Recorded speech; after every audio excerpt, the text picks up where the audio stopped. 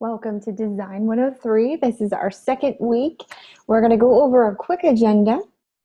Before I begin, I just want to find out how you guys felt week one went. When I was grading, I was actually pretty blown away with how well everyone did the first week's assignments. I mean, these were not easy assignments for beginners to tackle. So either some of you have had experience before or you just are very quick learners. So either way, I was so pleased, and I just wanted to say great job and thank you for getting it done. And I know a lot of you have work. You guys work a lot, long hours, and have really busy schedules, but the fact that you took time to do your schoolwork, I'm just proud of you guys. So thank you for your efforts. All right, let's go over week two. So today I've got on our agenda, we're going to review the workspace. Basically, I just wanted to cover how week one went, but since no one is in class right now, I'll wait till people come in and we'll talk about it and talk about how the assignments went. Discussions, everyone's been doing great in the discussion so far. Just be very aware that you need to cite your sources and not just list the website. If you pull from the website, you have to source it in APA format. So please be aware of how that works. If you have questions about how APA format works, you can also go to Google, but the Student Success Center is there to help you. And also you can visit Shark, and there's some tutorials on how to do that as well. So let me know if you have any questions about that. Hey, Brianne, thanks for coming. It's good to have you. So we're just kind of talking about week two's agenda right now. We're going to introduce week two. We're going to kick it off with the discussion question about illustration. And I believe this week you're going to be watching 3 videos and then be talking about illustration tools. Which tools, I guess, appeal to you and what stuck out to you, how you use them. So I want you to use terminology that you're learning, not only in class, but through the readings and also through the videos that you're watching, and also the daily checkpoints as well. So I want you to give educated responses to your peers. So instead of say, hey, that looks great, or cool tool, I want you to talk about the tool and why you like it, but using terminology that we're learning in class. So I'm kind of expecting you guys to bump up your responses up a notch, okay? So we're in school, so I want you to frame your responses and your posts using the wording and the correct spelling and things like that, so that everything sounds it's kind of like an essay. So, hey, Rebecca, thanks for coming. Appreciate you making it today. So let's, without further ado, let's jump into the discussion questions. We have a lot to cover today. I'm also going to go over the demos for week two. So if you have a moment or have the website pulled up while I'm talking, this is the boring part, go ahead and download those assignments. I think there's 2 templates in your week 2 assignment. So first one is the Live Paint. So download that file. And then the second one, I forget what it's called. What is it called? The newsletter. So you want the newsletter template downloaded. So go ahead and pull that down, get it downloaded on your computer, because we're going to be working, hopefully you can work with me as we do the demos. But without further ado, I wanted to talk about the quizzes real quick. So I'm going to just toggle back and forth here, so bear with me. All right. So now you can see this screen. So have you guys had a chance to look at week 2's work at all? I know we just came out of week 1. You survived. And while I have you guys in class, what did you think about week 1? Was it a bit challenging, not challenging enough? Was it just right? A little bit of both. I was very impressed with everyone's work. I just got done saying that before you ladies came in. I think that you guys are doing excellent, and not just because you're not just as beginners. I think there's a lot of seasoned designers who've been taking a few classes before and still didn't turn in just as good of work as you guys did. So this week was really impressive. So it blew me away. So we've got some very good designers in class. Yes, and the pen tool, that will be a challenge.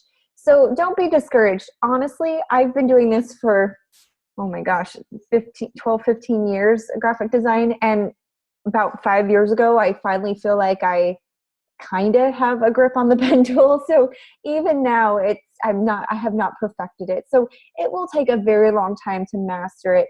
But with practice, it'll come, it'll get more comfortable.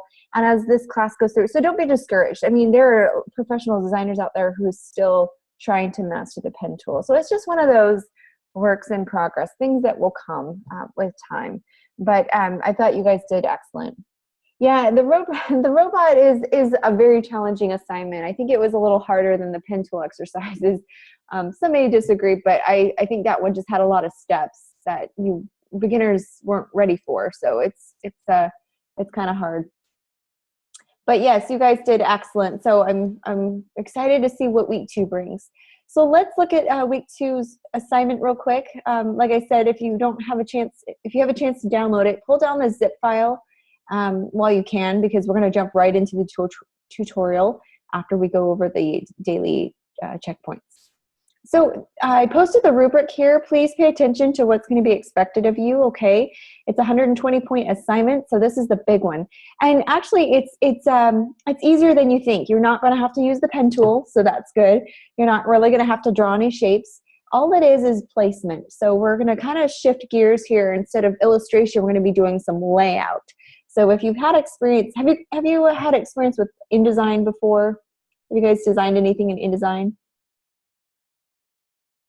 Okay, and so for Rebecca, she said she already does flyers. So if you're remotely familiar with how to lay out things and work with multi-page documents, then this is going to be a cinch for you, okay? So I will say this, it's a lot simpler than last week's assignment. So you kind of get a little breather week.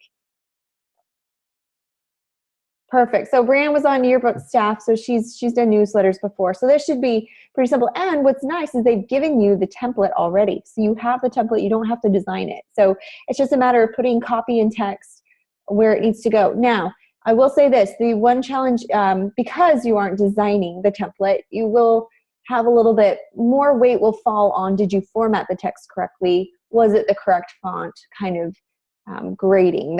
We're going to make sure that color and grammar was correct. Did you spell check it? Anyways, this is the rubric down here. Check it out. We're going to make sure that we get this perfected. And before you submit it, make sure you've double checked everything. So there's only 4 requirements, and most of them is just make sure you do it in Illustrator. Make sure you do it in Illustrator. A lot of students I've had in the past would mix it up and do InDesign. This is an Illustrator class. So while we do most layouts in InDesign, Illustrator, we're going to get more practice with how Illustrator works, because it works a little differently with layouts. All right, and then so that's assignment 2. That's the big one. And then we have an assessment 2, which is, I kind of think it's a glorified coloring book assignment. So you download this Illustrator file, and it's an outline of a dog. And what you're going to do is you're going to use the live paint bucket to paint in. So you're basically coloring the template that you're given. So it's kind of like a coloring page, a big adult version of a coloring page. So it's kind of neat, and it kind of takes the pressure off because you don't have to draw anything. You don't have to use the pen tool. So again, this is a simpler project that you'll have this week. So you kind of get a breather. And again, there's 2 requirements here. Please make sure you read them fully, and a lot of it's going to have to do with, did you submit the right file format for this assignment? So we're going to, are there any questions about these, week 2 assignments?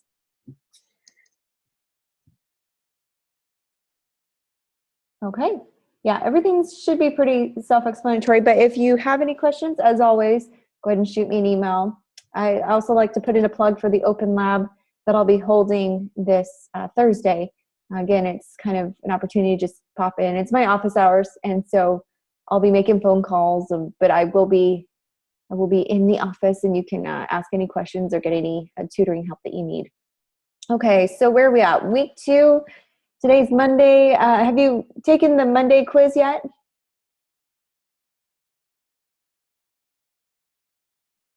We'll start with Monday. You can help me out, and then we'll keep going. Let's see. Okay. Okay, so then you watch the video. So vector graphics are often what to raster for usage? They're often exported, vectorized, pixelated, or exercised.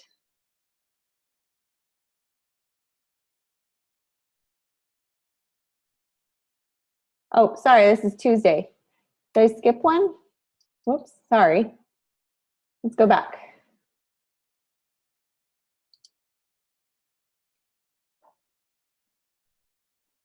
Here we go. Okay, so vector images are, okay, what's the definition? A, B, C, or D? D? Right. Right, because we learned that raster images have pixels and vectors are created with mathematical equations that allow you to resize it. Very good job. Okay, here's another video. Oh, sorry, same one. Let's oops. Click next. Zoom has this bar that's going across the bottom. It's so hard to navigate a website when it's right there at the bottom. Okay, so let's do this next one. This is Tuesdays. So again, another video to watch. Vector graphics are often what to raster for usage?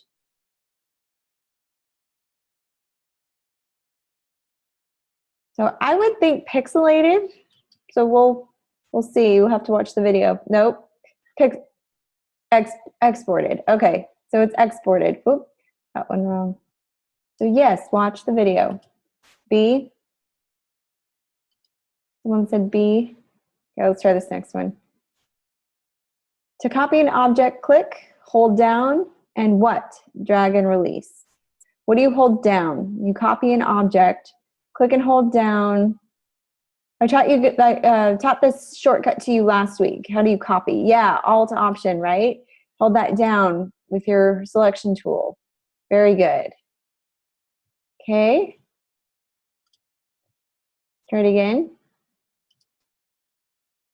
Thursday. Another video to watch. What is the shortcut key for Convert Anchor Point tool? Ooh, I don't even know if I know this one. Convert Anchor Point tool. Any guesses? Shift C? I don't really know. That's muscle memory, so I'd have to go and see what it is. Good job, Shift C. Good job. All right, where are we at? Thursday. Okay, let's do one more. That was a good guess. Yeah. What is the shortcut key for the Convert Anchor Point tool? Man. Alt C. Someone said. Is that a guess? Shortcut key for the Convert Anchor Point tool. Let's try it. The answer is Shift C. Okay, well, there you go. All right, guys, so you now know the correct answers. Same for both, that's right. Oh, one more. Let's do one more. You can see what the question is. Okay, oh, this is a financial question. You have a choice of several repayment plans. Okay, so no matter what repayment plan you choose, your payment will be the same. Is that true or false? I would think that's false. Yep. Okay. Well, there you have it. So we've gone through this week's daily checkpoints. Saturday and Sunday is up to you. But if you get them all right, Saturday and Sunday happen to be extra credits. So that's always a bonus. Okay, so let's jump into our assignments. Let's go back for a minute to our PowerPoint. And I wanted to share something with you. We're going to be talking about Live Trace. Okay, this is what I didn't cover in week 1 because it would have been far too easy to do the turkey tracing.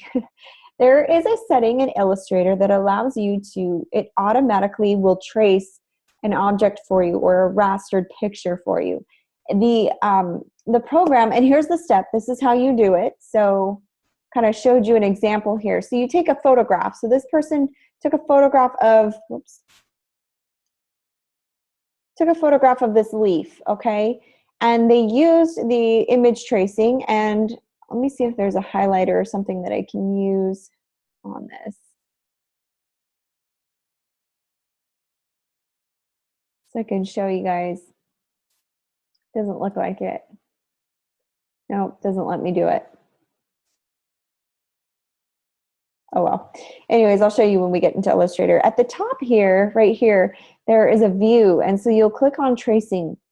Tracing will allow you to convert in high quality, or maybe 3 colors or 6 colors, or black and white. It has different kinds of conversions, conversion settings that you can turn your rastered image into. And when you do that, it will convert it to a vector. So depending on how detailed you want your picture, it will turn it into a vector for you, which you can scale up and down as large as you want. So it converts it. It removes the pixels and puts in that mathematical equation to create that image that now becomes a vector. So it's extremely helpful. I do a lot of logo designs this way. I'll find a picture of something that I would like to vectorize, and it saves me a lot of time. So we'll go step by step on how this is done, but I wanted to show you this visual because I thought this was a really good example. And this is how you'll do it. You'll go to File, Menu, you'll open the image you want to use, or you can click and drag, if you're on a Mac, click and drag into Illustrator the photo. And then you're going to go to Window and choose Image Trace. It's also at the top of your screen here on Illustrator. And in the Appearance tab, you can choose the mode or the type of conversion that you want. Then you'll select a tracing preset from the list, and voila, you'll get your vectorized image. So that is, it's pretty fun. It's pretty neat. And so again, this is why I didn't want to show you week 1, because it was far too easy to be able to convert that turkey into a vector to trace it. So let me show you just an example of what I'm talking about. So I pulled this picture from the internet, and you can go to Google and grab any picture that you'd like.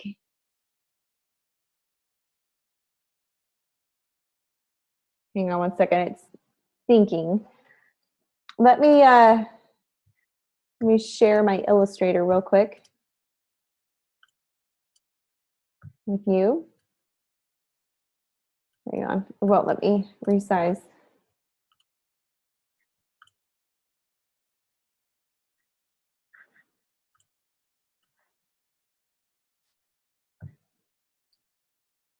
Powerpuffs, I know, I thought you'd like that. Love Powerpuff Girls. And since we're majority of the, since you guys are all ladies, we are going to do the Powerpuff Girls. All right, so let me close out of some of these boxes here. Get this expanded a little bit. Okay, so image trace in Adobe Illustrator, it basically what it does is it lets you convert raster images into more editable, whoops, let me close out this chat box. Why is it not letting, there we go. All right. Anyways, it allows you to convert raster images into editable vectors using a new tracing engine. It was first introduced in Illustrator CS6, and so if you have the most common current version of Illustrator, you'll have this this setting. So with its fresh approach to tracing, you can quickly get premium results with image sensing that automatically applies the most appropriate tracing preset. So what is really cool about this is you can take a picture, any ordinary picture off of the internet, and you can you have full control to finesse your tracing with an image trace panel that it presents all options in one place. So if you're familiar with the old Live Trace feature, you'll find that the new interface is more intuitive and interactive.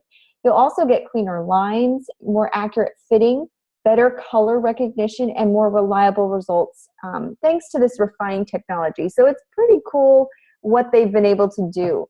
And like in that picture I showed you, Image Trace replaces the Live Trace feature that were in previous versions of Illustrator. So both Image Trace and Live Trace convert images to vectors like we talked about. And vectors are the editable line art. And they feature presets for easily creating various effects. Like I said, there's black and white. There, let me see, can you see this drop-down menu? I'll probably have to share my desktop for you to see it.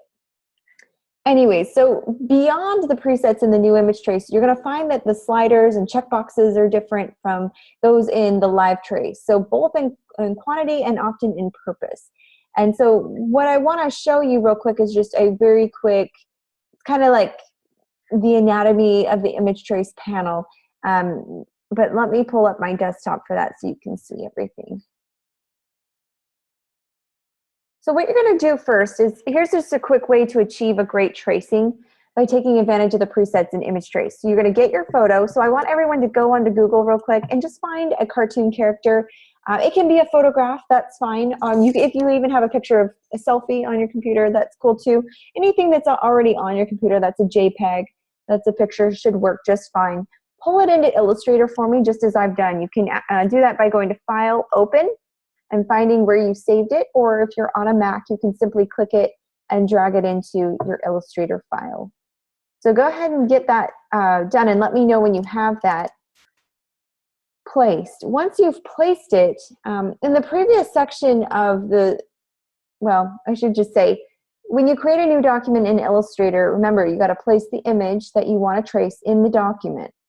So you select the image, check that the image trace panel is showing, and then I'll show you what you're going to push in just a second.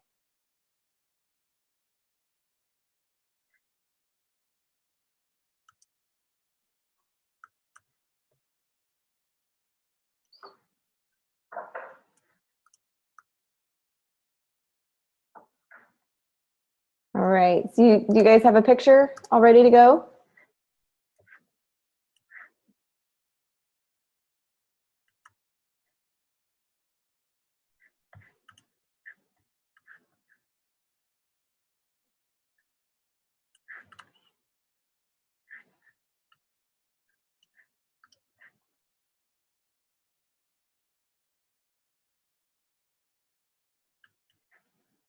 Let me know when you have a picture placed. And I'm going to go ahead and share my desktop real quick. My messy, messy desktop. I usually try to clean it before class, but we're just going to expand it so that we don't see all my mess. All right, so this is how you use the trace. Okay, so we're set up. You've got your picture in. I've got it all placed. Up here at the top, there's something called View. All right, and you can click the drop-down menu, and it will allow you to pick different ways that you want to trace your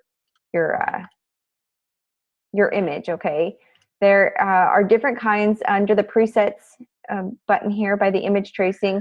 You do low fidelity photo, 3 colors, 6 colors, 16 colors, shades of gray, there's silhouettes, all different kinds of presets that you can choose. If you choose a high fidelity photo, if it's a photograph, if you're gonna see every little detail, every little vector image, if you're doing, well, I'll have to show you an example. Let me see if I can drag it in here. Never mind. Well, anyways, if you're using a photograph, you'll see that it's a lot different. It will trace everything. I like starting off with like a cartoon character because it has very few, the parts are bigger, there's very few details that you have to worry about, and it's a lot easier to edit a cartoon character than a photographed vector. So anyways, I've got this. I can choose to do a black and white logo. If I click it, what it's going to do is give me a preview of what it will do. So it just turned this into black and white, which is kind of cool because then I could color it myself. Command Z will undo this setting. And let's try a different one. So I want you to experiment with the different presets. Just hit Command Z to go back or to undo so you can toggle back and forth. And it might take a few seconds because if you have a large photo, I should say this, the higher resolution the photo, the better, the more clean your vector conversion will be.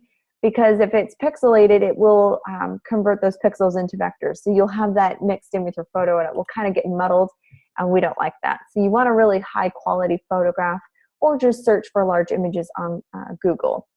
If I did a 3 color, what it will do is it will pick 3 colors, the 3 shades that it will stick with, and kind of use that universally.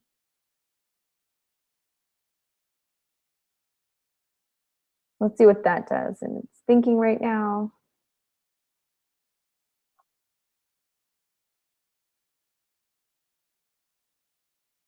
Okay, so it black, white, and then the yellow is what it's stuck with. So that's a 3-color preset. So anyways, if I did high fidelity photo, which is something that you'd probably want if you were using a more clean photograph, more high resolution photograph, could use. But Live Trace, good question. So it should be here at the top of your screen. Do you see mine right here? Image tracing. If you click on your JPEG, you see that, Brianne?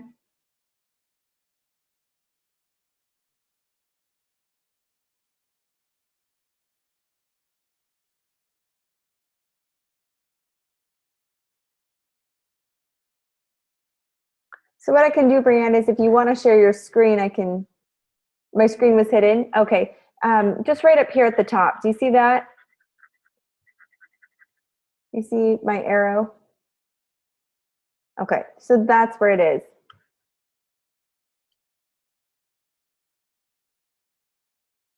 So if you click on your JPEG, it will pull up image tracing and the presets. And the presets are in this drop-down menu here. And you can try all different kinds of like sketched art. Let's see what that would do.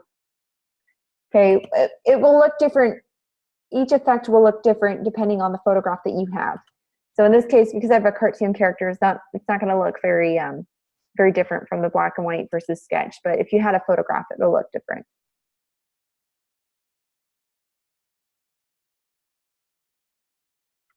So then once you have your photograph and you've picked the type of conversion that you want, the type of preset, I'm going to go with high quality photo here because I'm going to want to be able to edit each individual vector. I don't want black and white, and I do want the colors to show. So I'm going to do high quality photo, and it's thinking and processing, and it does take a little bit because the photo is large.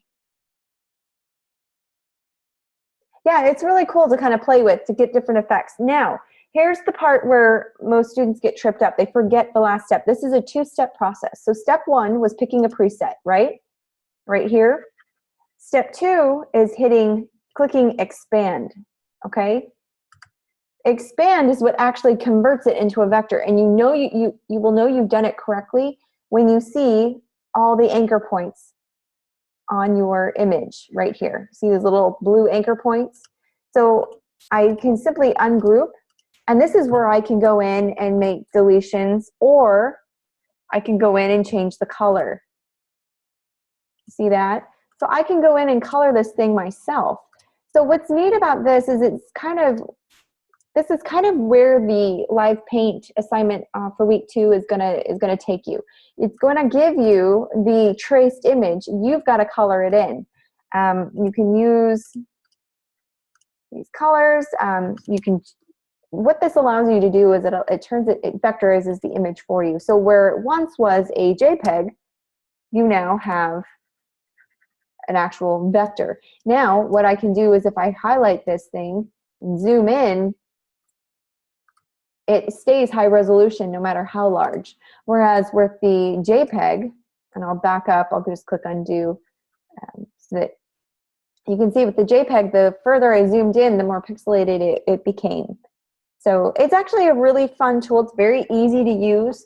So that's why I like it. It gets good feedback because it's kind of one of those things where like you feel like you're doing something, and it's pretty cool. And again, this is kind of where the adult version of the coloring book comes in, because you can kind of color in. Okay, so now this is a vector, or I'm sorry, a raster, and I'm going to, oops, just kind of backing up here so you can see. But I've gone through a few different steps, but it's not fully converted to a vector until you've clicked expand. You'll know it's a raster image when you see this blue X going through it. That means it's a raster image. That means it's a photograph, it's a picture, it's a JPEG. Once you convert it and you see all those blue anchor points all over the place, then you will know, okay, now it's been converted to vector. So the more I zoom in, let's see if I can zoom in, you'll start to see, oh wait, it's converted to a vector still. I'll have to back up. But anyways, you'll see that when you pull in your raster, the further you zoom in, it will get pixelated. When you convert it to a vector, it's very clean, crisp edges. You can resize it as large as you want. It won't lose its image quality. Yeah, absolutely. So let me see what you guys picked out. So go ahead and share your screen.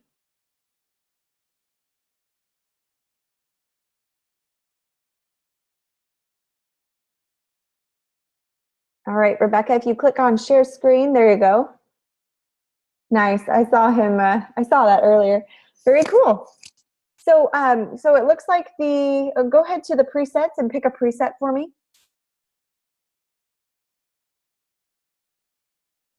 And what I'll do is I'll turn on your mic so you can talk if you have questions. Okay, so your mic is off or on. Sorry. Okay, so I got. Okay, right here on preset. Uh-huh. Okay, I can go ahead and choose any one I want, like the 3 colors or 6 colors, right? Yeah, you can pick whatever effect you want. Each one will give you a different look. So, was that picture, did it look like that before you pulled it in, or was it in different? No, it was real small. It was real small, and I had to expand. No, it was actually real big, and I had to downsize it.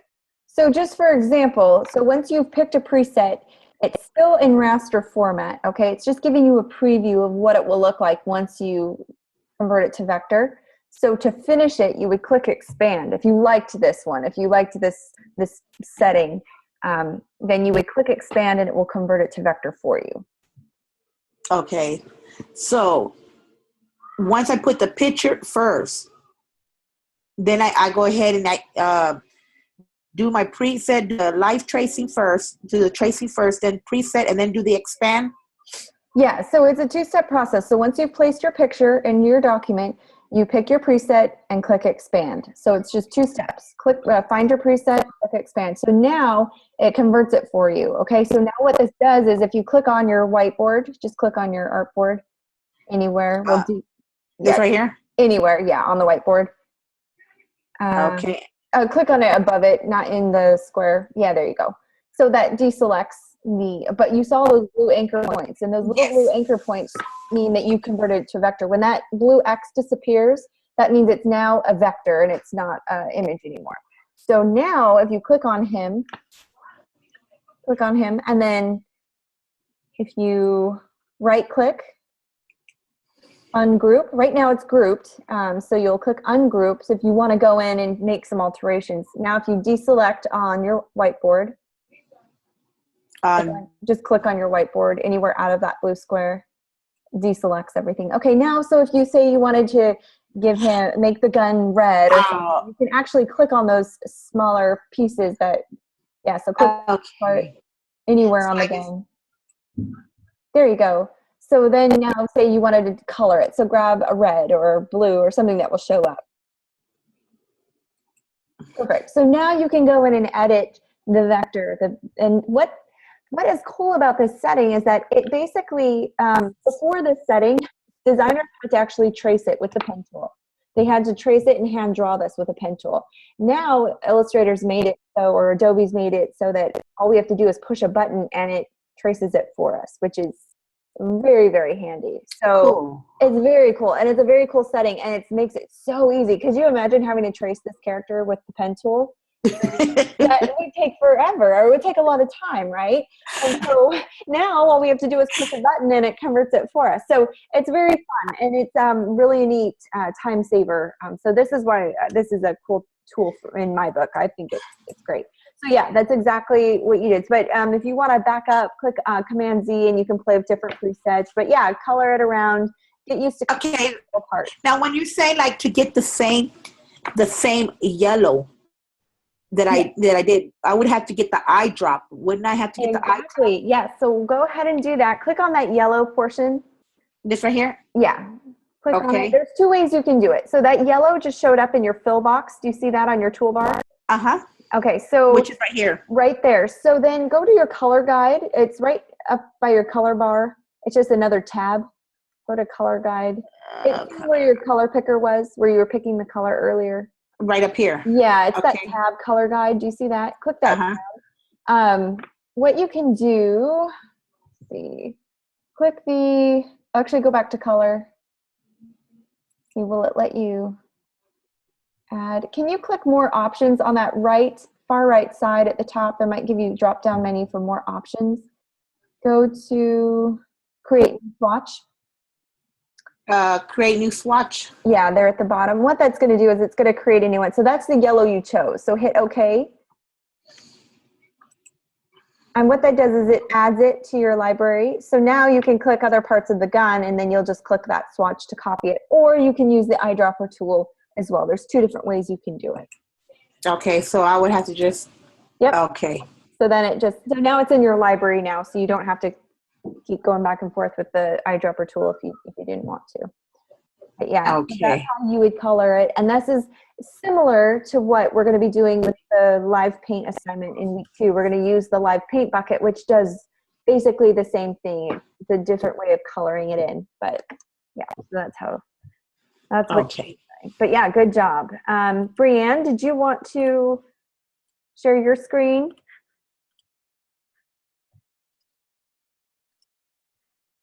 Okay, let me close out of mine. And I'll unmute you. So go ahead and click share screen. Oh, wow, you picked a complicated one. This was actually a piece that I drew. Oh, okay. Very beautiful. Thank you. So yeah, you'll just pick the preset that you want.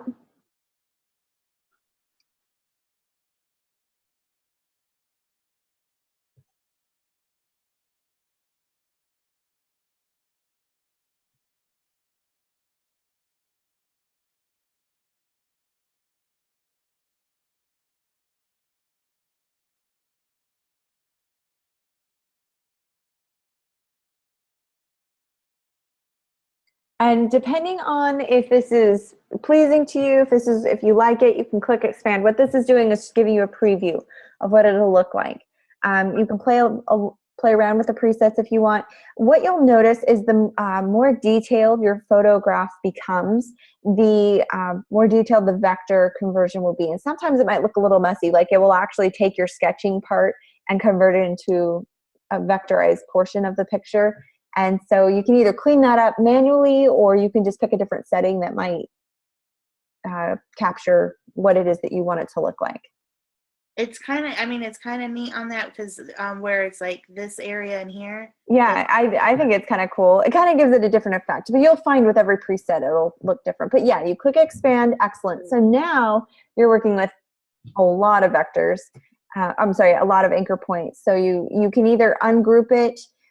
This will allow you to delete portions of it. So if you didn't want that white background, you can get rid of it by clicking delete. But the more detailed your image, the more you'll find that it's going to be a little bit more challenging to edit.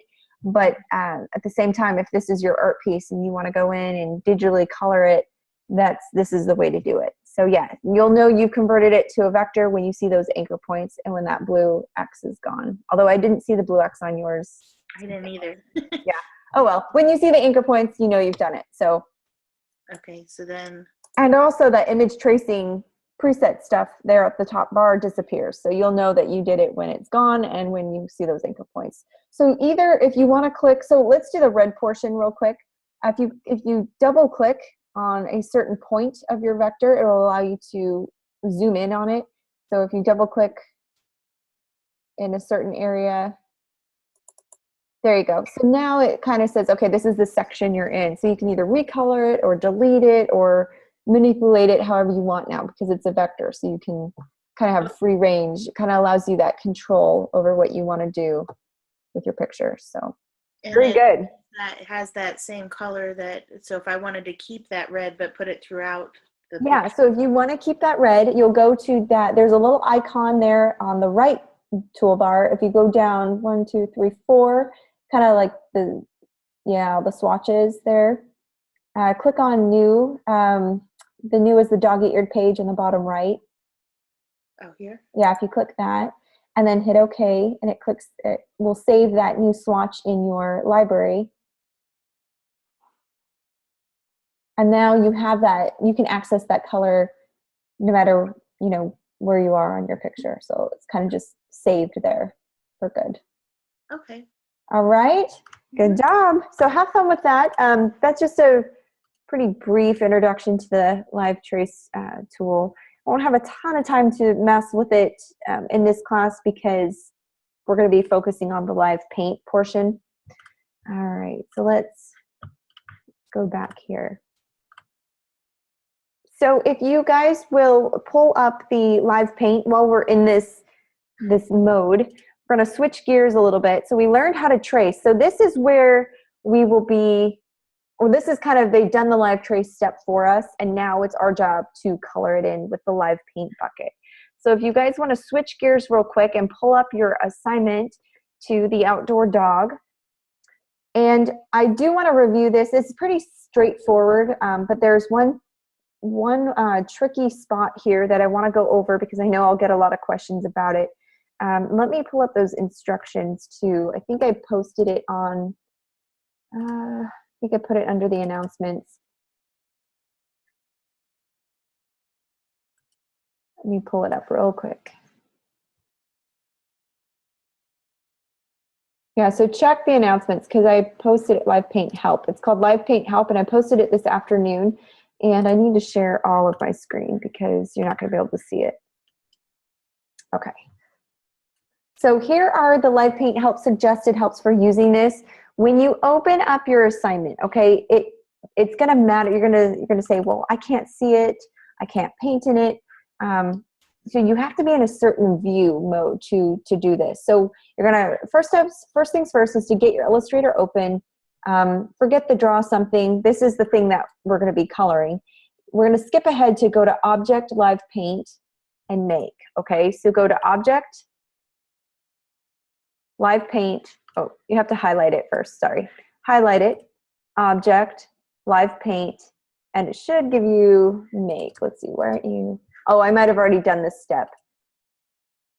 Yeah, I think I've already done this step. So you'll click on Make, and then make sure your preview mode, which is the view, make sure your preview mode says so I'm already in the preview mode. So this is what it will look like when you open it. So you go to Object, Live Paint, Make, and then make sure that your preview mode is selected. This is your preview mode, okay? You'll want to highlight the whole thing. You can do that by clicking and dragging your selection tool. Okay, or you can click Command A and that will highlight everything. You want to keep it highlighted because as soon as you deselect, you're not going to be able to see. I mean, you can see it if you hover your mouse over it, but it's kind of helpful to see what you're coloring. So I like to keep it all highlighted. And then you're going to choose the color that you want, all right? So we'll go over how to do this. You'll see these hot spots kind of light up when you're over a certain section, and this will allow you to color in your dog. So again, this will be kind of a fun assignment. Hopefully it's fun to you, just kind of coloring in. It's like a big color book. But I'll go over the steps with you and why this is important. I just wanted to show that you need to make sure that you're in the correct mode. All right, Brianne, I will get to you. Just 1 second. I'm going to stop the share real quick and show you in Illustrator. Yeah, yours is all black lines, exactly. So yours should look like this. So when you open it, it'll look like this, right? It's all black lines. You have a white screen. Yes, okay. So this is what you'll see when you open it. When you open it, here are some steps in the announcements. You see this? Yeah, so you're going to see that you want to make sure you go to Object, Live Paint, Make. Okay, you'll highlight them. Go to Object, Live Paint, Make. It should allow you to select Make. Right now, I've already done that, so it's not going to let me go back. Make sure you're back in the preview mode, so you go to View, and make sure you click on Preview. Command Y will put you in the preview mode. When you do that, it will change. The background will change, and you'll see red lines. This will allow you to color in those hot spots. Okay, so play around with it for just a minute while I talk to you about live paint. And this is why it's important. This is why you're learning how to do it. So you've got your live paint. I'm going to close this box real quick. So you've got your live paint set up. Your live paint tool is found kind of in the middle of your toolbar.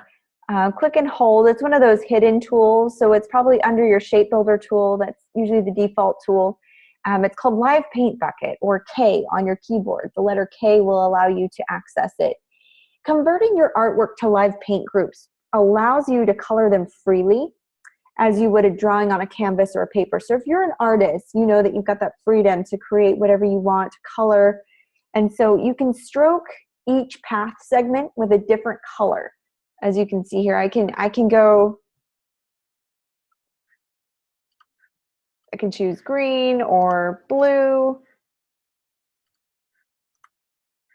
whatever I want. You can do a different color, a different pattern, or I can even do a gradient if I want to put a gradient in there. Let's pull up the gradient box here. You can even put a gradient in there.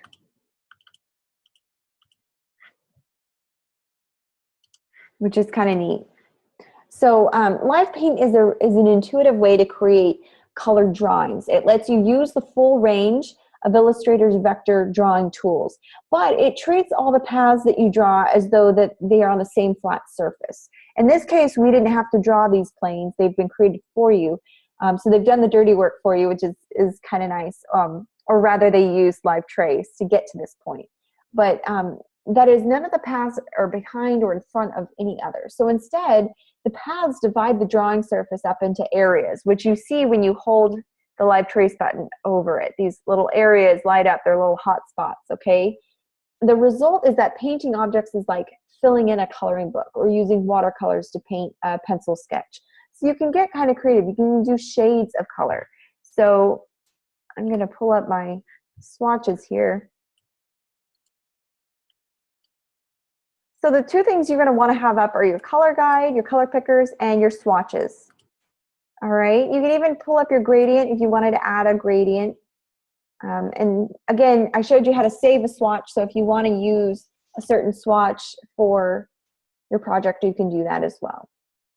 But once, like I said, once you've made a live paint group, each path remains fully editable, which is nice. You can go in and paint wherever you want.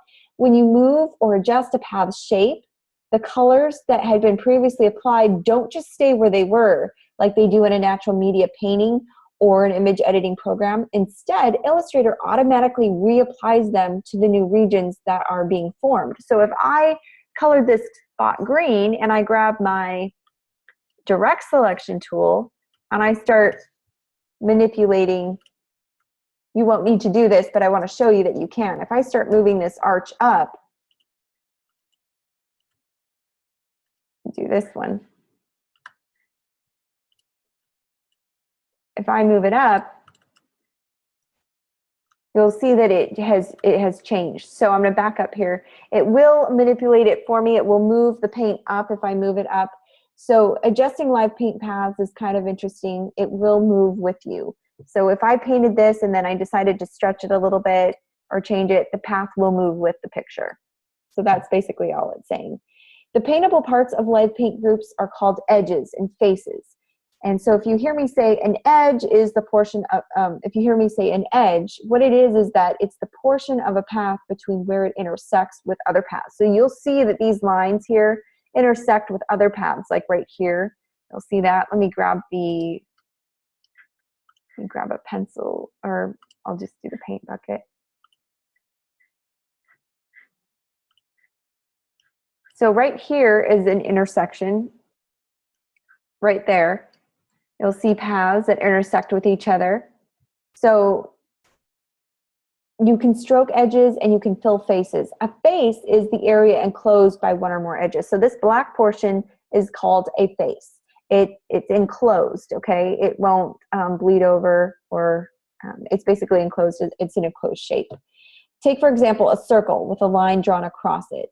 As a live paint group, the line or the edge dividing the circle creates two different faces in the circle. So you can fill each face and stroke each edge with a different color using the live paint. So it's kind of a neat example. Let me show you what I'm talking about.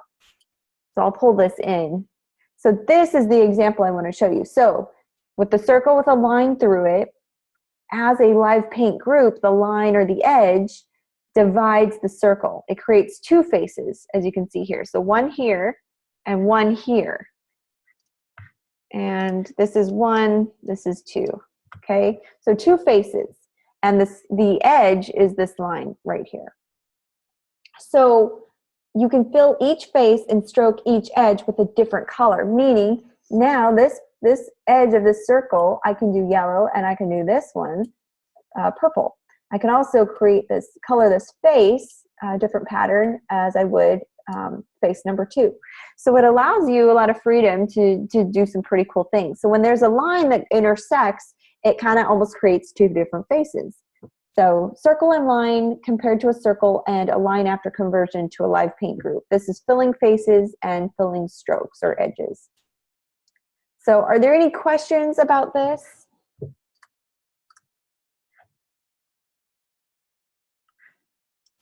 All right, so does everyone have their assignment up? I want to make sure you're in the correct view and we get it all set up, because it is a little confusing when you first open up the file. So I just want to make sure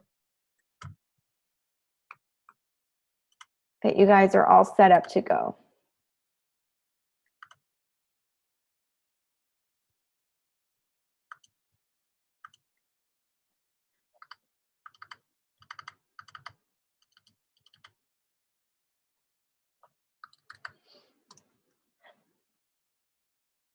All right, so Brianne, if you want to share your screen, we'll pull it up real quick. We'll take a look.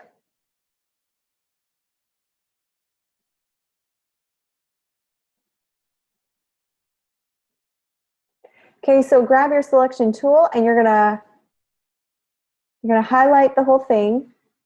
Oh, first bring up your layers panel. If you'll go to Window at the top, the drop-down menu, Window, and then go to Layers. You want to unlock your layers. So unlock, that will allow you to manipulate it. Go ahead and hit Command A to highlight all of the points. Go to your drop-down menu, Object. Then go to Live Paint and click on Make. And then go to your view. You want to make sure we're in the preview mode. Click Preview, not that one, but the one above it. There should be one above it. Can you share your desktop instead of your Illustrator? That might allow me to see. I can't see the whole menu. Are you able to share your screen? Stop the share and then.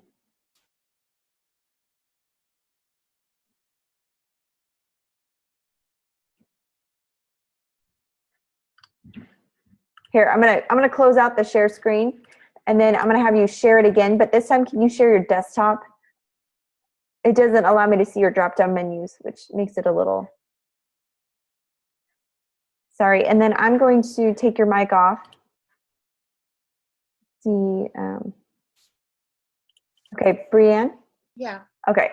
So thank you. So now go to Window, or I'm sorry, View is where we're at. Sorry, View. Preview, yes, preview, Command Y on CPU. Okay.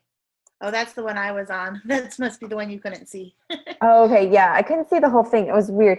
Okay, so now this is where you're able to access your live paint bucket. So go to it's sometimes under the shape builder tool. So if you hover your mouse, it's on the left-hand column in the middle. Hover your mouse until you get to the shape builder. Hold it down for the hidden tool, live paint bucket, or K on your keyboard will access it. And then this will allow you to go in and highlight. So if you hover over, when you see the hotspots highlighted, then that will allow you to click on a color. You can use your left and right arrow keys when you see those 3 swatches up there to access your swatches library. You can kind of go through the primary colors. When you add swatches, like I showed you how to add a new swatch, it will be added in there. So it's kind of a different way from having to go use your mouse to click back and forth between the swatches. It kind of supposed to be a time saver. So this is how you would color the dog in. So you can kind of play around with that. But your file is all set up and ready to go.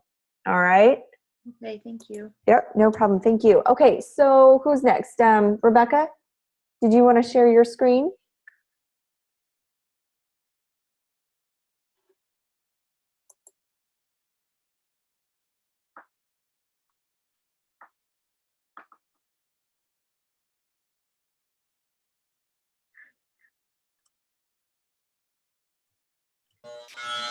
Okay, Rebecca, so I'm going to unmute you. Okay.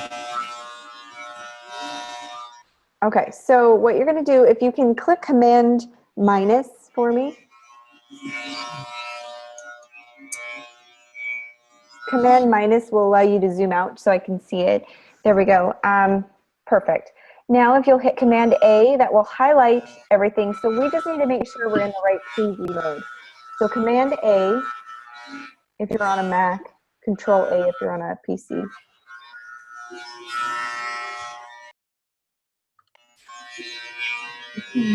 Okay, I'm doing the Command A, but it's still not. Oh, grab your selection tool first. Sorry. Okay. Yeah, yeah. That right there. Then Command Yeah, A. now Command A. Click on your artboard. Okay. Oh, I see what it's doing. We forgot to unlock our layers. So if you'll go to Window, Go your window. drop-down menu. Yep, your drop-down menu. It should say Window, and go to Layers. It's all alphabetical. Okay. That's kind of nice. Layers.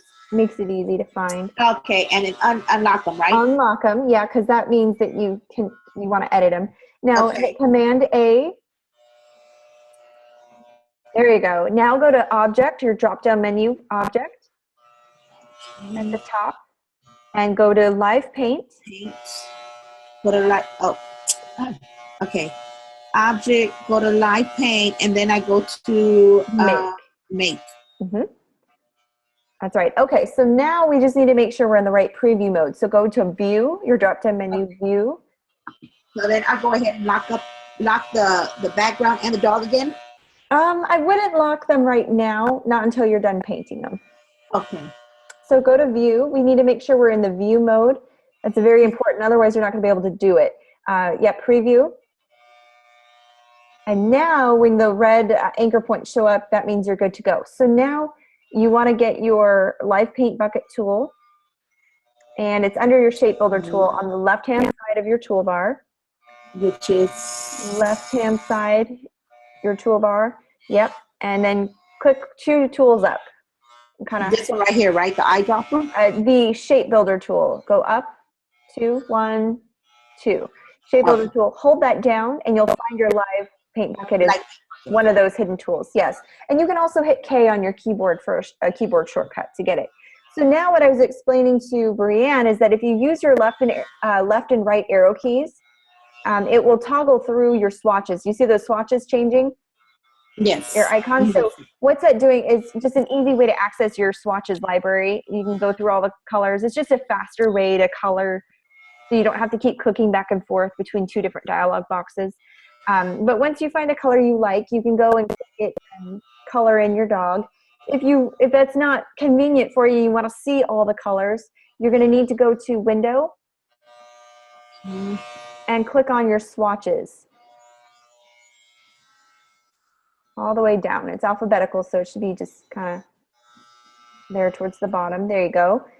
Okay. And then now that if that's easier, you can do that as well. So you can pick your different colors. There's other ways you can access your color. If you want to do the color wheel, you can go to Window, click on Color, and then it will give you the color wheel if you want different shades of those colors. But for now, this will allow you to kind of play around with it. So once the hotspot is hovered on, kind of zoomed in on, you can click it and it will color it in. Okay. So that's the way it's supposed to be, right? Yeah, that's what it's supposed to look like. Yeah. So that's how you color in your dog. So that now that your template is set up, and this is very important for you guys at home who are watching, you need to make sure you're in the right preview mode to be able to do this. It took me forever to figure it out, and then I was like, oh, this is going to be really confusing once if I don't explain it. So just make sure you're in the right preview mode, but this should be good to go. So you're all set up. Okay, so when you said before to go ahead and have your layers, your layer window up. Well, yeah, you want to pull the layer window up to unlock the layers. Otherwise, it won't let you even select it. Okay. You're more than welcome to lock the background layer if you just want to manipulate your dog layer. Any layer that's locked, it will not allow you to paint. So you just need to make sure that I like keeping them unlocked until I'm finished, and then you can go back in and lock it. Okay. It's not necessary to lock or unlock before submission, but it's just a way to let you know that you can control whether or not someone can go in and edit it or not. But yeah, once you click on those hotspots, it'll highlight the area. You can give it some color. So have fun with this assignment. This one should be fun. So I think it's kind of fun. All right, so we'll let you guys play around with that. We're going to go ahead and take our break. We'll take a 10-minute break. Are there any questions before we go to break?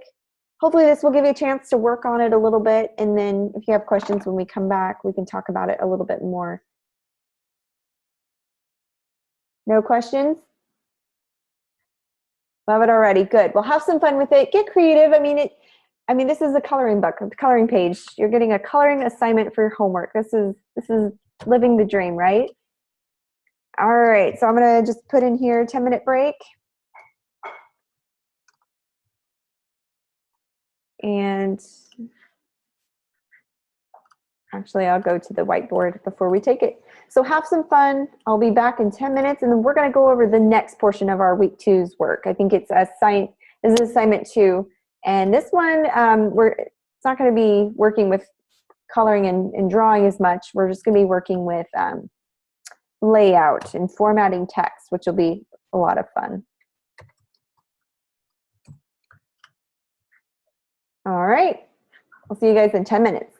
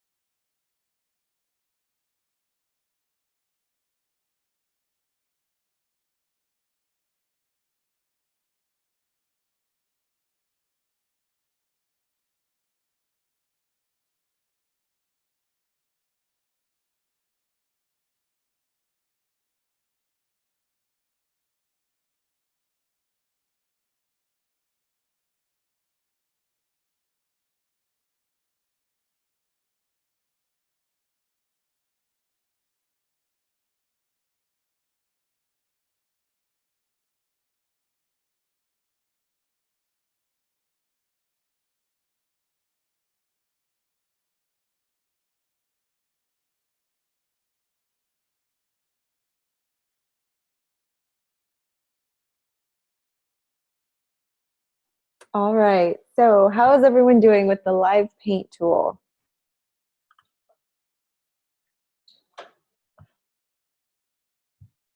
How's it coming? Fun stuff? That's pretty interesting. Hopefully it's not too difficult. Hopefully you have some fun with it. All right, we're going to shift gears again, and we're going to talk about the newsletter layout. Now, if you go onto the assignment 2 on the course homepage and download under the newsletter design, it has a, I think the file name is DES 103, week 2 assignment. It's a zip file, so you'll need to download that zip file. When you download it to your computer, you're going to want to double click on it or open that file, and then it will, it'll be a folder, and you can open and access that folder. In the folder, you're going to see a template, an Illustrator template. You're going to find some text and some pictures. So go ahead and click that to get it downloaded. And once you have it up, go ahead and give me a smiley face or an OK to let me know to proceed. Go ahead and open the Illustrator file.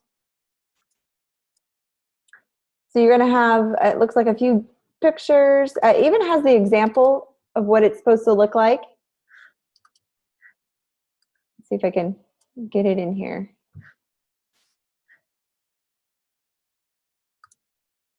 I'm going to close out of my swatches now because I don't need them. Once you have the Illustrator open, we're gonna talk a little bit about text formatting in this class or in this this session. What I want you to do first of all is when you have the Illustrator file open, you're going to click on Window, go to Layers. We want to open up our layers, and we want to unlock our guides. Okay. You can keep the first layer locked, but you want to be able to actually keep the guides locked. Let's see. We want to unlock Pet Pages. So keep the guides there. And then we're given actually an example of what it should look like. Let me show you that example real quick. Pull it in.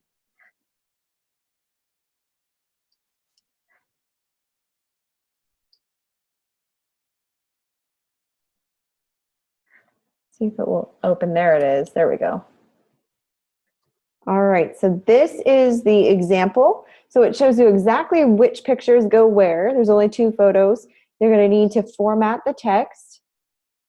So what I'm going to do is I'm going to place it into this document right here. And I'm going to, actually, I'm going to create a new layer. This will be my example layer.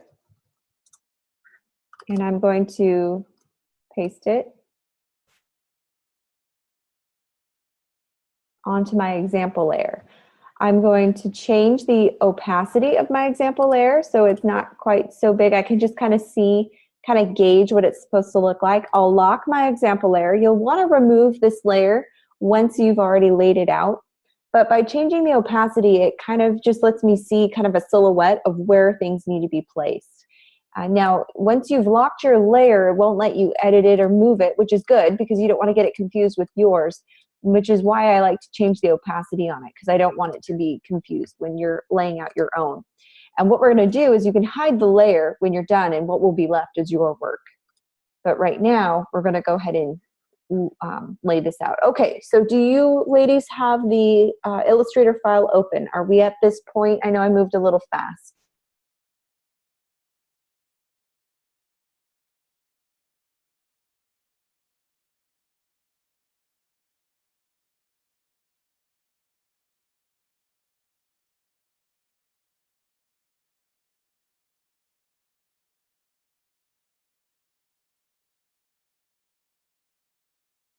Okay. So once you get that example layer put into your Illustrator file, go ahead and open the Illustrator template. It's got it all laid out for you, everything that you need in it. And then what you're going to do is, first of all, you're going to place your images. Okay, so you place your dog photo and the vet photo.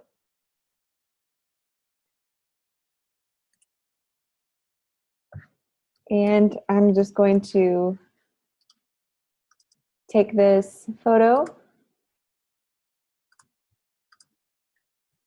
I want to make sure I'm on my pet pages layer, not the example layer. And I'm going to lay this photo out as best I can. I'm going to get her situated right where she needs to be.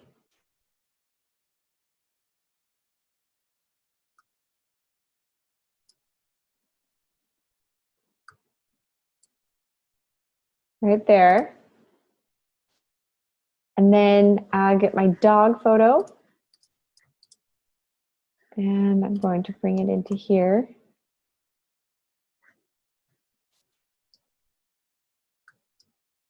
You'll need to resize it, so you need to hold down the Shift button to constrain your proportions, remember? And I'm gonna just kind of line it up as best I can with the photo. It doesn't have to be perfect, but we wanna get a general accurate read on the size. So once that's placed, that's ready to go. All right, so I'll stop here and let you catch up. Do you have any questions for me, or do you want to share your screen to make sure you're all set up?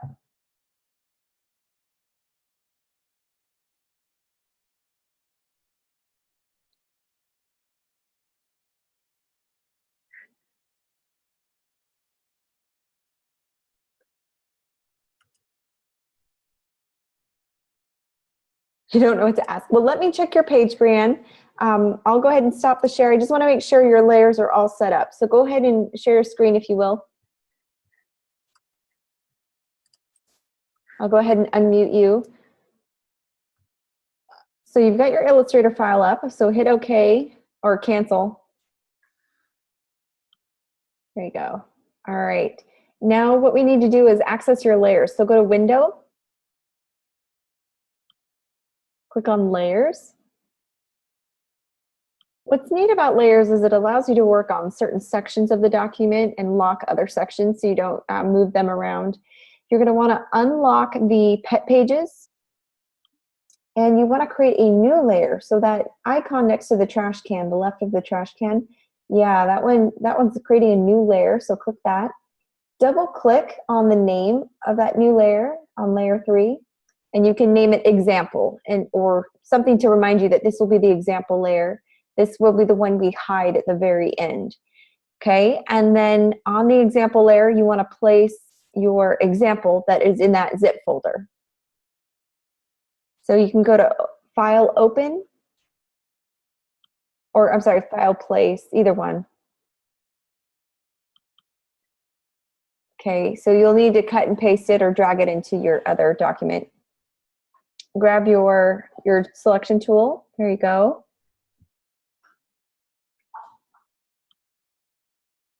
How do I? Drag it into that tab, yeah. And then bring it in and release. There you go. So kind of line it up. And now we want to change the opacity on it, so as we don't want to get it confused with our work. So you can do that by going to, let's see, go to opacity. Do you see that yellow wording right there? Up by mask, your image trace stuff at the very top. Yeah, just change the opacity there. Maybe like 50%, something where you can still see it. You can line things up, but it's not, it's not your layer that you'll be working on. Perfect. Okay, so now go ahead and lock that layer because we don't want to see it, or I'm sorry, we don't want to move it. We'll hide it later. Now to hide it, you'll click that eyeball. The eyeball kind of toggles the visibility of a layer. So it still exists, it's just hidden. But you'll do that at the very end. You'll hide the example. This is just going to allow us to know where to place our images. So go ahead and get your images and place them.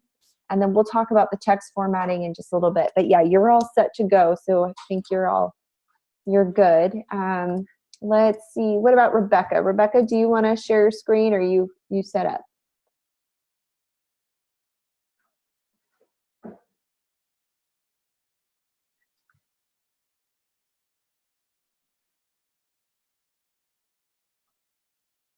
Okay.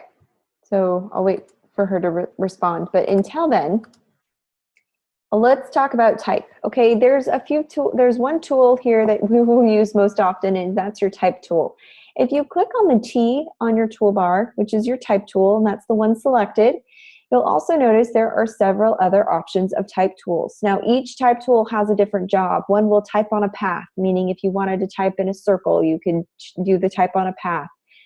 What's neat about this is that if I draw a square, and then if I want to click on type on a path tool and select my cursor, it will allow me to type on a path. It just follows the path or the lines that I'm typing on. Same thing with a circle, but we want just the regular type tool, and the regular type tool does just one job. It allows you to draw a text box and place text in it. Now, you were given a Word document with type in it. What you can do is copy and paste into this, this text box. Now, to draw a text box, I simply clicked and dragged. So I clicked my type tool, click and drag, and just keep it roughly the same size. These guides, these blue ruler guides, are given to you to line up your text box perfectly, okay? And now if you accidentally go over one of the guides, let me zoom in here so you can see it. You'll want to grab the anchor point with your selection tool, click and bring it in so that it's perfectly lined up with these ruler guides, okay? We want to get as close a read as possible. All right, Rebecca's going to share her screen, and then we'll jump right into the type section. Okay, Rebecca, go ahead, please.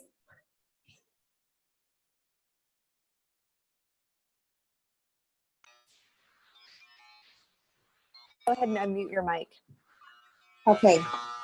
So I have the layers already where it has the pet pages, guides, and I have to make another layer. Yes, so you'll create a new layer. It's the icon to the left of the trash can. Okay, and double click on the name, and you'll want to name it something you'll remember it. So I say example would be a good thing to name it because that's what we're going to be putting on there. Okay, and then you'll lock that layer because we don't want to move it. Oh, for now, keep it unlocked. Sorry, we got to place it first. Unlock. Yeah, we'll lock it as soon as you have the example picture placed. So go to the zip file, and it's labeled example. You'll go to File, Place at the top there, and then go find your Pet Pages example. It's what it's called. Yeah. Okay. There you go. Hit place. It should pull it in. Give it a minute. It's thinking.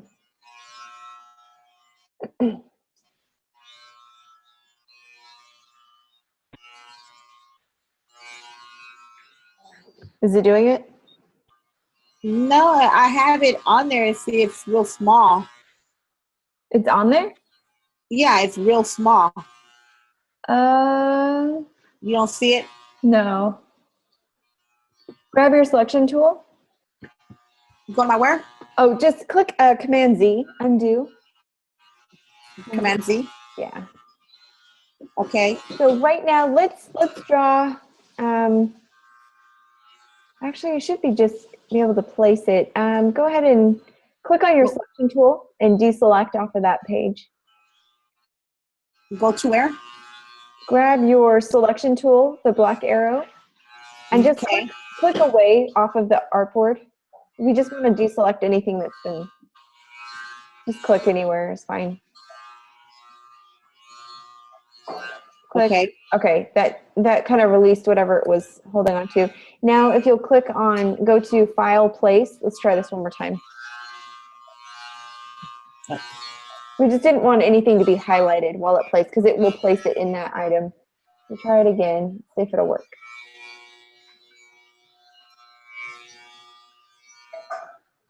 Go ahead and click. Did it not place it?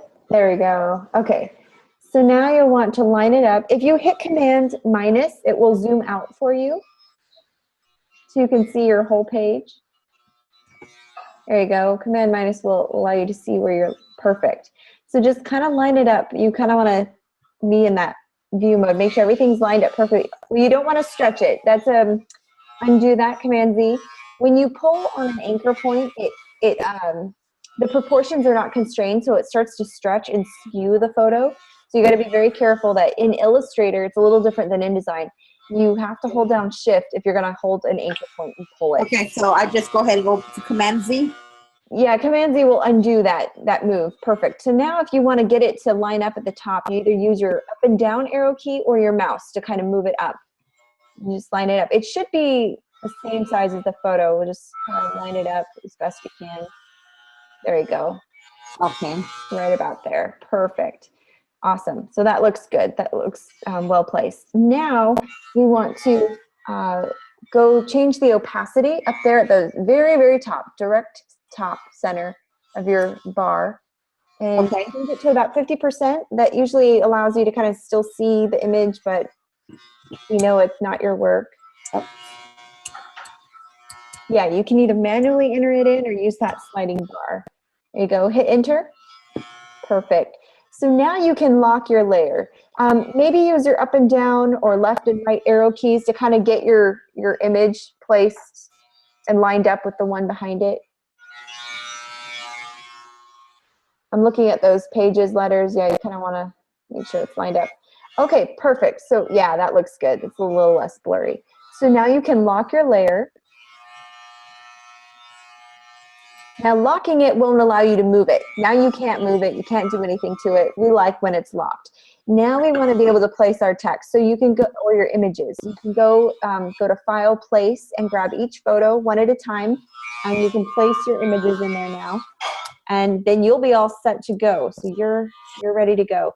I'll close off and share my screen now so we can begin the text portion of this assignment. All right. Okay, so selecting characters lets you edit them. Formatting them using the character panel. I'll show you the character panel. If you go to Window and click on Type and Character, this brings up a whole slew of, this is your character panel. And some of the icons might look similar to the Word document that you've used. The top bar here is where you enter in the font type or the font family that you want to use. Or you can use the drop-down menu that gives you lots of different examples, and it shows you the examples of what it looks like. So a similar format to Word. This allows you to adjust the thickness of the font, like bold or italics or something like that. And then below here, this allows you to set the font size. If you're curious about what any one of these tools do within the dialog box, just hover your mouse over it and it will tell you. You can adjust tracking, which is the space between letters. You can adjust leading, which is the space between sentences. Okay, it's the space between your lines of text. And it will allow you to adjust or skew the vertical direction of your text, how tall you want your text to be. There's also horizontal scaling, which allows you to adjust the width of your letters, how wide do you want your letter to be. And there's a lot of other things that we're not going to get into, but this is your character's panel, and this allows you to adjust what you want your font to look like. So all caps is here. You also have the small caps, you have superscript, underline, strike through, pretty much similar things you would see in a Word document in your Word settings. It's all right here. So once you've grabbed your type tool, you're going to click and draw to create your type or your text box. Now, selecting a type object lets you apply a global formatting option to all the characters in the object. Meaning, if I were to change the font size to size 12 in this text box, well, then from now on, whatever is copy and pasted in this text box will be the size 12 font. So that's kind of neat. Let's see. Let's grab that text in that file. Let me see where I put it. I had it up. I'll have to probably grab it again. 1 second. This should allow you to catch up a little bit though. All right, this month's issue. Let's start with that document. So they give you the font already. Once you've drawn your text box, you can go to the document and copy and paste the content that you want And we'll just paste it. I like doing it kind of one line at a time. Welcome home. Actually, we'll grab paragraphs at a time. So I'll highlight all the text and copy and paste. Copy is Command C, paste is Command V. You'll need to type this month's issue. So this month's issue, and I know this is very small, so I'll zoom in. Because I'm manually typing, I want to be able to run spell check after, because it's not like Word where you're typing and it underlines something that's misspelled. You'll need to run a separate spell check on this. So you'll highlight it, this month's issue, and now I need to make it all caps. So the way that I do that is click on all caps icon in my character control setting, and I want this to be white. I need the font to be white. So what I'll do is go to my window swatches, and I'll click on the white portion. And the font family, I believe, is, it looks like it might be like a Helvetica. Helvetica, let's see if I can find Helvetica New, and I want just looking for a regular. Let's see if I can. There we are. Helvetica or Arial should work just fine. I'm looking for just a regular setting. My goodness, there are a lot of options. I'll do medium. Oh, maybe it's not Helvetica. Let's do Arial. Arial Narrow, maybe? Looks about right. And I want it bold.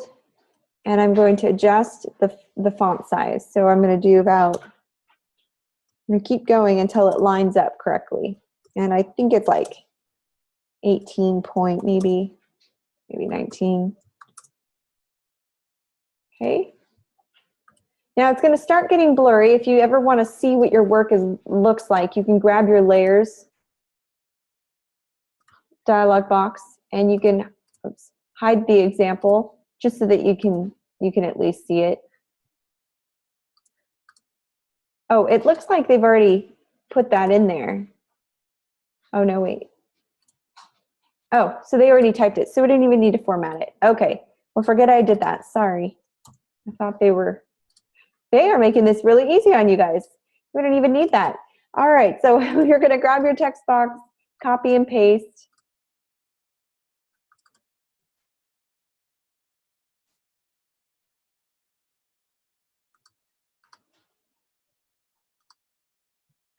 Okay, so I'm going to just paste all of this. Looks like we're going to need, let's do 12-point font. And I don't want all caps, so forget I did that. And we'll want regular. And I'm going to want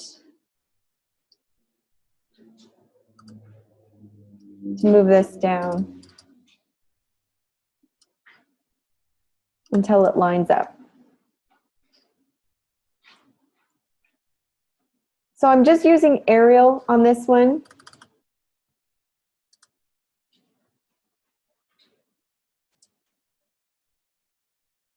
And once you get kind of a rough idea of the size that you want, this font is, the paragraph font is a little smaller. So I'm just gonna do maybe 11. It doesn't have to match up exactly, so don't worry about that. There we go.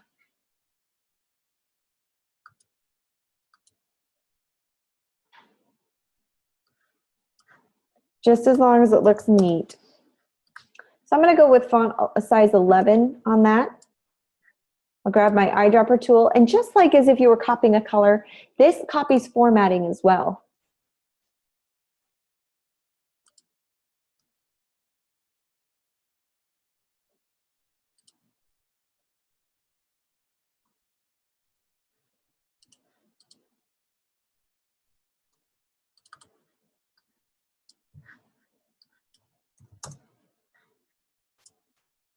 Okay, I see a comment real quick. When you hide the example layer, everything disappears. That's because you've placed everything on your example layer. You'll want to place everything on your actual pet pages layer.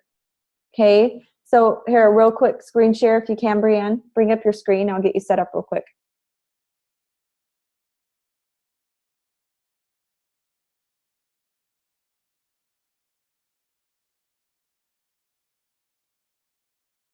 And there you go. Okay, so here's a common thing. So the thing about layers is that whatever you place on that layer gets locked or hidden with that layer. So we just need to make sure we're on the right one. So go to Window, bring up your Layers dialog box for me. You need to click an Illustrator and then, there you go. Okay, so now that you have placed your example layer, all the photos and text need to go on your pet pages layer. Because when we hide the example layer, we just want that to disappear. So if you'll cut Command X on your photo, will just place your photos on the other layer. So highlight them both, go to pet pages, and go to File or Edit at the top. Edit, paste in place. And it will put it there. And go get your other picture, your example picture, the dog and cat, Command X, and go to your pet pages. Now, if you're ever curious as to know what pictures or text boxes are on what layer, you'll notice your layers are color-coded. So now she's got a pink box around hers. That means that it's on the pet pages layer. So it kind of color codes your boxes so you know. There you go. So now on your example layer, you'll lock it and keep your pet pages one lined up as best you can. Okay, good job. So now you're where you need to be. So we'll format this real quick. So again, it's not going to line up entirely correct. I'm trying to find that font that they're using.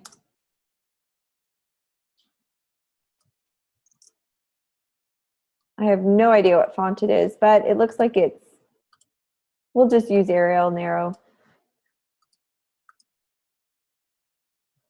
Anyways, I'm highlighting each paragraph of text, giving it a size of 10.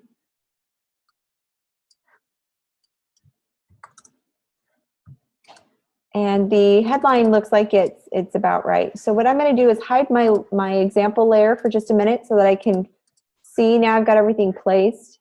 Oops. And what I need to do is change all of this to a gray. So I'll get my swatches out. I'll click on black.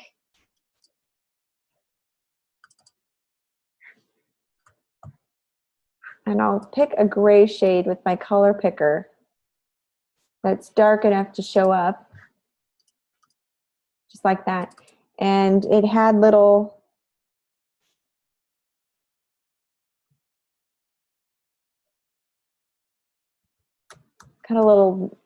tabs over. You'll probably need to add those.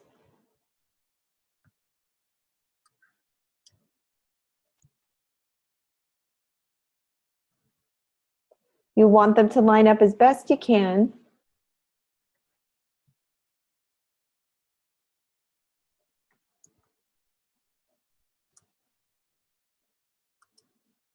And then I'll bring in my example so I can see.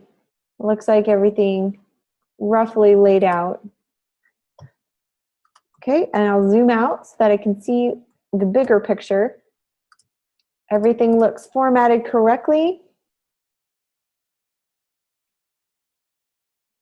And now I'm going to move on to the second section. So what you want to look for, there's a few things you want to look for. Is your text box exactly between these ruler guides? If it's not, you need to grab the anchor point with your selection tool and line it in. It will, if your smart guides are on, it will lock in place. So you want to make sure the width of the text box doesn't exceed or go over. You want to make sure it's perfectly lined up with these ruler guides that we've got here. You want to make sure it's lined up underneath your text. And another thing that you want to do is highlight all the text. And if you go to your paragraph control settings, you want to uncheck hyphenate. so that it doesn't do any funny wraparounds. And you'll probably want to get the same formatting on all the paragraphs. So I'm just highlighting my paragraph, grabbing my eyedropper tool, and I want to copy this section. Same thing, I want to highlight this, click this section. So by using my eyedropper tool, it allows me to format my text a lot easier. So what I'm using on this is an Arial Narrow, about regular, size 10. The header is an Arial Narrow, size 12. All right. You think you guys can do it? Get that text placed. Let's open the other document, see if there's anything tricky that we need to, let me see if there's anything else you'll probably need to know. I think you guys can handle it. Remember, all caps are under your character formatting controls right here, the all caps button, so that you can do this part here. And then when you format your text, this probably just use a serif font like a Times New Roman or a Minion Pro. Either one of those fonts should look just fine. So I'll let you do the rest of this. I wanted to do a brief tutorial with you, something that I think is kind of fun, something not assignment related, but something that makes you feel like you're doing something cool. Let me pull it up real quick. So I'll give you a minute to work on that while I get the other portion.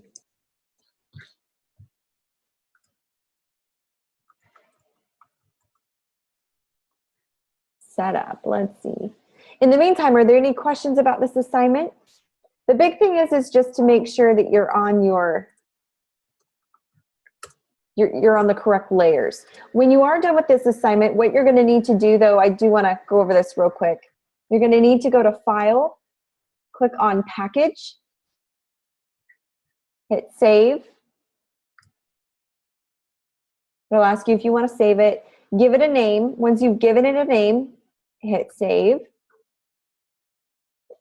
And then make sure this box is selected. It says Create PDF. So it does the PDF for you and the Illustrator file. Hit OK. And what it's going to do when you package it is it's going to put all the photos, all the fonts you're using, all the images into one file so that I can access it. Hit Package. Hit OK. It'll ask you a million times. It'll ask you if you want to see the package. Right now, I'm not doing that. So just make sure you go to File, Package. That's how you're going to package this assignment when you're done, because otherwise I won't be able to see your pictures when I open it. Because if I didn't have these photos on my computer, then it would just be blank. So I want to be able to view your assignment as you see it. So please make sure you include that. And what that packaging process does is it packages all the fonts, all the photos, any objects you're using within your assignment.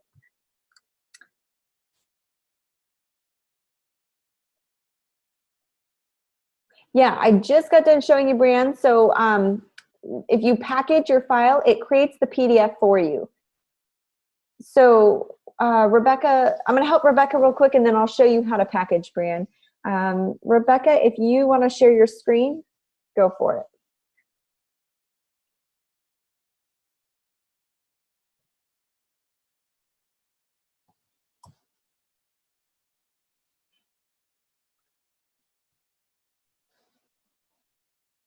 Okay, let me undo your mic 1 second. Okay, Rebecca, go for it. Okay. Now I got that, okay, and you had told me to go up to File to go ahead and get the pictures. Okay, when I did that, it's still, the place is still showing that it's gray. Okay, good question. So a lot of students have the same problem. Look at the layers. Now, whenever you have a layer that's locked, it won't let you do anything to it that will alter it. So you need to make sure that the layer you're on is the layer you want to place the photo on. That's the first step. Second step is you want to make sure it's unlocked. So you don't want to place anything on the example layer. The example layer is going to be something you're going to hide at the very end. So you want to place everything on that Pet Pages template. So that pink layer is the one you're going to want to be on. Yeah, and make sure it's highlighted. You'll know it's highlighted when it's got that gray bar. Okay. Like example, so you just select it. Select the pet pages layer. Okay. Select. Okay. There, now that it's highlighted, now you can go and place your photos. Okay. Okay, so Got it yeah, now. this is the 2 steps. And actually, it's a great question. I'm glad you had that problem because I know a lot of students get, they slip up with that one. So just make sure, 1, your layer is unlocked, and 2, make sure you're on the right layer. And you want to be on the Pet Pages template layer, not the example layer. So just don't forget that we're on, it takes practice. I forget I'm on what layer. So you just got to remember. Okay, so and overall, all I got to do is just go ahead when I'm placing. I place my go to place, and then I go ahead and get my, let's Pick a say, picture. let me see the vet.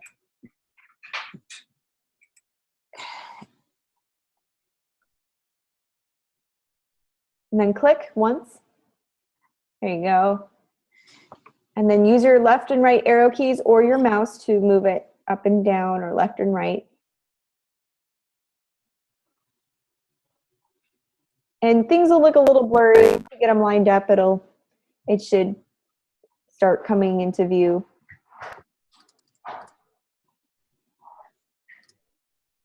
Okay, that would be right about that. Right. So then I'll that's go. how you place a photo. Then I just keep on going with placing another one. So Exactly.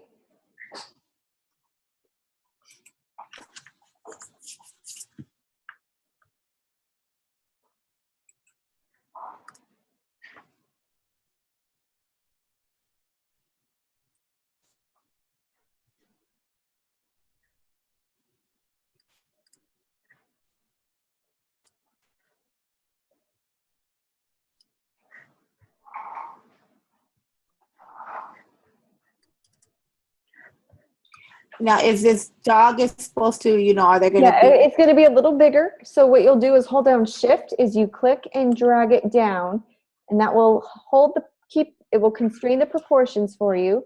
So it doesn't skew the photo, and it allows you to resize proportionately. So hold down Shift, click the anchor point, and click and drag the mouse down. Any anchor point, as long as you're holding down Shift, and will resize it for you proportionately. So that's what you want. Just kind of eyeball it as best you can.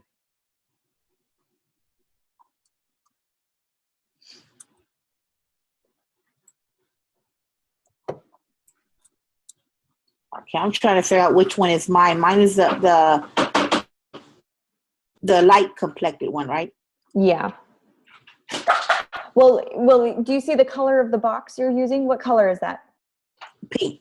Pink. And now look at your layers. It's color coded for you. So which layer is pink? The Pet Pages layer, right? So that's the template layer that you want. So as long as your items are pink, your pictures and your text boxes are pink, then you know you're on the right layer. If they look green, that means you're on the wrong layer. If they look red, wrong layer. So this color coding way is a really cool way of staying organized. So just kind of mental note. Yeah, there you go. So just kind of shrink it down as best you can till it gets roughly the same size. Remember, hold down Shift when you resize so that we don't skew it. That's looking good. That looks about right. I think that's pretty close, don't you? Yeah.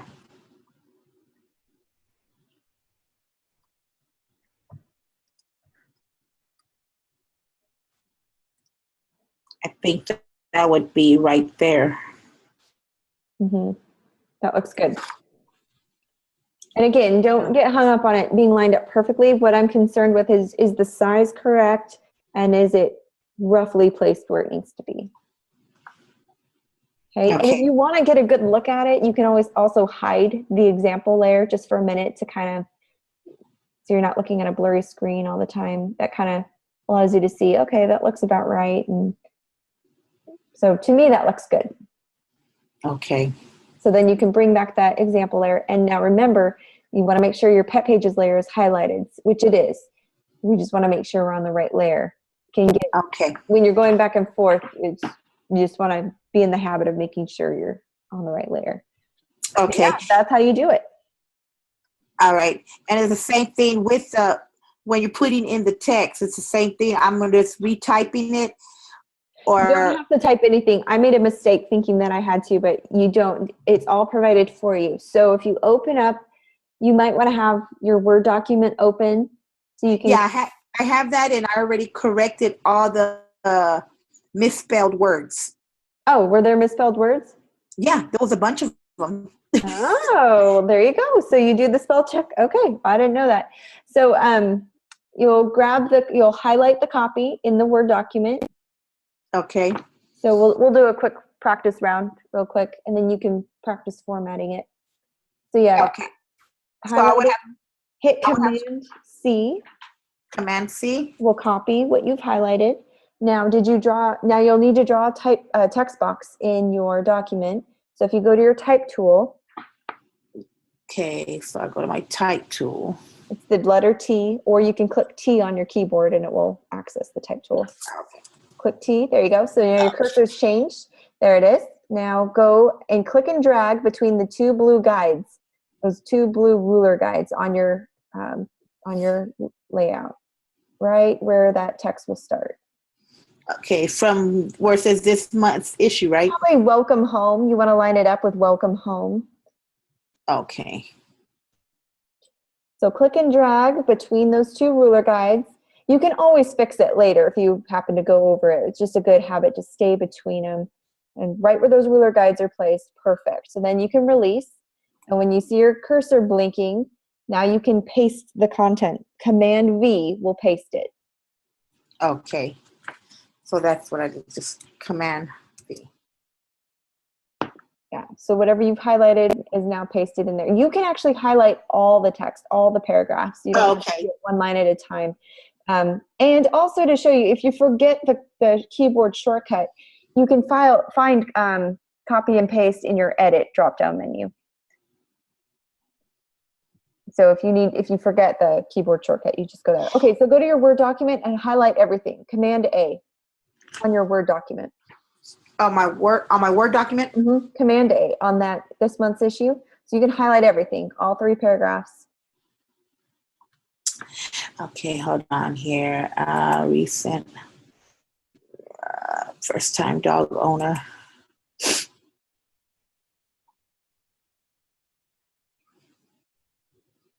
So are you on your Word document?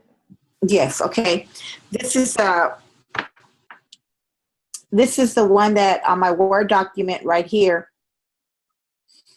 Can you see that? I can't see your Word document. I can only see your Illustrator.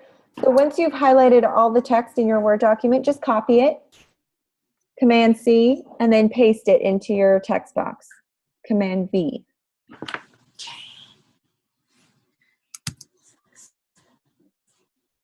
Sorry, your screen share only allows me to see what you want me to see. So right now I only see your Illustrator. Okay. If you share your desktop, that'll allow me to see everything. Okay. But that's okay. For now, it's fine. Okay, so I went on my Word. I highlighted everything in Word. Mm-hmm. I Command C on it. Yep, and then come back to your text box that you've already drawn, double click in it, or actually you can just highlight it now. You're on your type tool, so just highlight the text that you've put in there. The type box you've already drawn. You want to get rid of that text. So just click and highlight, just like you would in Word, and just click delete once you've got it all highlighted, or you can click Command A. Command A will highlight all of it. Okay. Command A and hit delete. That will delete whatever's in there. Now you can paste everything. So Command V will paste what you copied.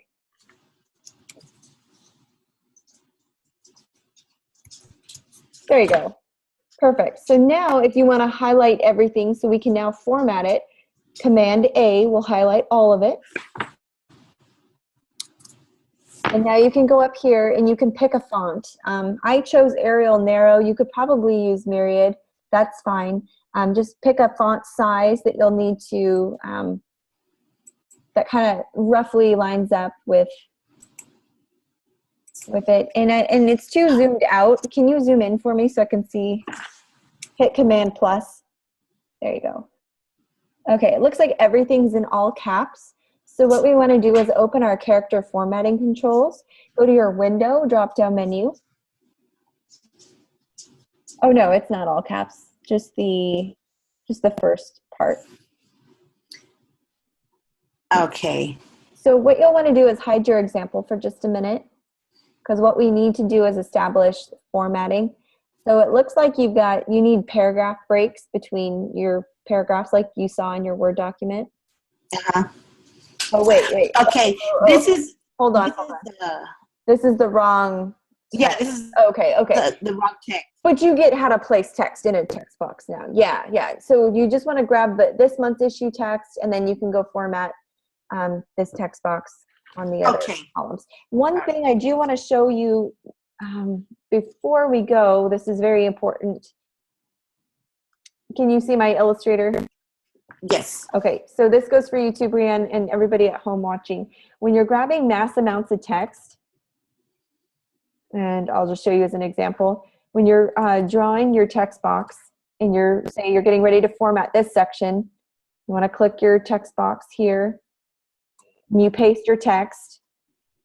If you want it to continue, so say there's more text, if you see this plus sign box, that means there's more text in there. What you'll want to do is grab your selection tool, click the plus sign, and you'll see my cursor is changed, saying, hey, you've got more text. And this will allow me to draw another text box. You can do it this way, and that means it's connected. So anything I do will now format it, and I'll hide my example layer so you can see. So that means that it's connected. Now, you can choose to draw two different text boxes and then copy and paste that way. And that would probably be the easier thing to do right now, since we're just getting a brief introduction of formatting text. But is it Rebecca? Yeah, Rebecca, yes. I'm talking to, sorry. Rebecca, you want to just make sure that all your paragraph returns are in. Just hit enter. You want to format that, and then you want to make sure that all caps is where it needs to be, and then just for your titles, and then lowercase for the paragraph itself. So if something's all caps and you don't want it to be, remember, you can go change it in your character control panel right here. And you can find that in your window drop-down menu by going to type, character. Okay, so all that can be found. Again, I'll be here Open Lab on Thursday, so if you get stuck or email me beforehand, don't wait till Thursday. Student Success Center is available, and but I'm happy to answer questions then. So. Great. All right, let me move to Brianne's question real quick. Brianne, I'll let you pull up your screen real quick, and I'll step you through what you need to know about the PDF. And, oh, you already got it? Okay, perfect. All right, awesome.